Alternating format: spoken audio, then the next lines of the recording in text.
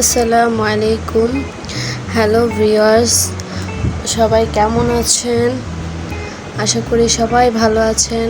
আমি অনেক দিন পরে আপনাদের মাঝে ফিরে এসেছি। আমি এতদিন কিছু প্রবলেমের কারণে ব্লগ করতে পারি নাই, আপনাদের সাথে কথা বলতে পারি নাই, দেখা করতে পারি নাই, আপনাদের মাঝে ভিডিও দিতে পারি নাই। সবাই আমার জন্য দোয়া করবেন। আমি একটু অসুস্থ। আজকে আমি আপনাদের সাথে কথা বলার জন্য এই ব্লগটা করলাম। আমি আমার ফুপ্পির বাসায় এসেছি। আমার শরীরটা বেশি একটা ভালো না, তাই আমি ভিডিও করতে চাই নাই। সবাই জোর করে বললো যে ভিডিও কর, তাই একটু ভিডিও করলাম। আমার ফুপ্পির বাসায় আশেপাশটা আপনাদেরকে একটু দেখালাম। আমার আসলে গ্রাম অনেক বেশি ভালো লাগে। শহরে থাকতে থাকতে বিরক্ত হয়ে গেছি। একটু গ্রামে আসলে নিজেকে অনেক বেশি খোলামেলা লাগে, হালকা লাগে, অনেক ভালো লাগে। ফুপ্পির বাসায় ছাদে আসলাম।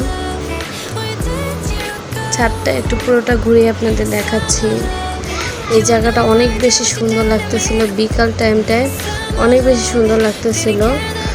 সূর্য উঠতেছিল, ওই সূর্য ডুবতেছিল, ওই সময়টা আমি ভিডিও করছি, কিন্তু সূর্যটা তেমন ভালো দেখা যায় নাই গাছপালার জন্য। এখানে আমার বোনের ছেলে তেঁতুল পাড়তেছে ফুপ্পির গাছে। ও বারবার কিনারে যাইতেছিল, তাই বকতেছিলাম যে কিনারে যাও না, পড়া যাবা। বিকাল টাইমটায় এই ভিডিওটাই করেছি, তারপরে আর কোনো ভিডিও আমি করি নাই। তারপরের দিনের ভিডিও আমি করতেছি যে আমরা চলে যাব। এই সময় ভাবতেছি যে বাসে উঠলে আমার অনেক বেশি খারাপ লাগে এবং আমাদের 3 বোনেরই অনেক বেশি খারাপ লাগে। তাই ভাবতেছিলাম যে ফুপ্পির গাছে কিছু তেঁতুল আছে, সেগুলো আমরা পারবো, পেরে কিছুটা নিয়ে যাব। আমরা 2 বোন মিলে ভাবলাম যে ঠিক আছে, চল আমরা ফুপ্পির গাছে কিছুটা তেঁতুল নিয়ে আমরা গাড়িতে বসে খাবো না। বাস উঠলে অধিকাংশ অনেকেরই খারাপ লাগে, আমার তো অনেক লাগে, কি আর বলবো, এত বেশি খারাপ লাগে। এই যে এখানে সূর্যটা দেখেন, অনেক বেশি সুন্দর লাগতেছিল, কিন্তু সূর্যটা তেমন ভালো করে উঠতেছিল না, তাই আমার মনটা অনেক ভেঙে গেছে যে ভিডিও করে আপনাদেরকে একটু দেখাতে পারি নাই।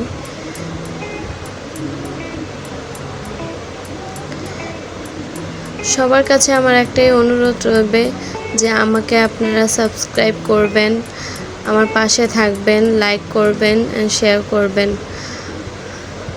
আপনারা যদি আমার পাশে থাকেন, আমি ইনশাল্লাহ অনেক ভালো কিছু করতে পারবো। সবাই আমার জন্য দোয়া করবেন। আমরা তেঁতুল পাড়ার জন্য উঠতেছি। আপু তেঁতুল পাড়ার অনেক চেষ্টা করছে, কিন্তু ও পারতেছিল না। তারপর আমি ওর কাছে ফোনটা দিয়ে আমি তেঁতুল পারলাম। এখানে দেখেন কতগুলো তেঁতুল পারছি। তেঁতুলগুলো খেতে খুবই মজা, কারণ একদম গাছে কড়া কড়া তেঁতুল, বিচি নাই, অনেক বেশি ভালো লাগছে খেতে। আর যারা গ্রামে থাকেন তারা তো জানেনই, গাছের জিনিস নগদ পেরে খাইতে যে কি একটা মজা, যা বলার বাহিরে। এখন এক এক করে আমরা সবাই নামতেছিলাম, যেহেতু আমি ভিডিও করতেছিলাম তাই আমি সবাইকে বলছি তোমরা পরে নামো, আগে আমি নেমা নেই। আর সেটা এত বেশি খারাপ, ভয় লাগে। এখানে আমার ছেলে কাঁদতেছে, ওকে নাকি আমার বোনের ছেলে মারছে। ওর কান্নাকে আমি বেশি একটা প্রায়োরিটি দিলাম না, কারণ ওরকমই কান্না করতেই থাকে। এখানে আমার বোনের মেয়ে বলতেছে কি করতেছো, আমি আবার ওকে বললাম একটু ক্যামেরার সামনে চিজ করো, তো চিজ করতেছিল। মানে একটু অভিনয় করতে অনেক বেশি পছন্দ করে। এখানে ছেলেটা কান্না করতেছে, ওকেও বলতেছিলাম যে ক্যামেরার সামনে একটু হাত উঠাও, সুন্দর করে হাসি দাও। ও কোনো রকম দিয়েছে, কারণ ওর মন ভালো না, ওকে আলামিন বকছে, তাই ওর মন একটু ভালো না। এই থেকে আমি ওর থেকে সরে গিয়ে আমি চারো সাইডটা একটু দেখাচ্ছি আপনাদের। অনেক বেশি ভালো লাগে আমার কাছে। এটা পুকুর, যেহেতু পুকুরটা পুরোটাই ভরে গেছে ময়লা দিয়ে, আমার ভাইয়া নাই, আমার ফুপ্পা নাই, কেউ করার মতো নাই, তো তাই এই জায়গাটা অনেক বেশি নোংরা হয়ে গেছে। ভাইয়া আসলে আবার পরিষ্কার করবে। এখানে আমি আপনাদের আমার ফুপ্পির রুমগুলো একটু দেখিয়ে দিচ্ছি।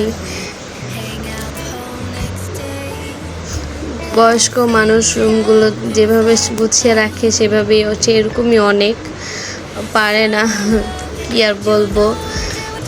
আমরা এসে টুকটাক যা একটু করে দিছি। আমি আমার ফুপ্পির বাসায় কমপক্ষে 3 বছর পরে আসছি।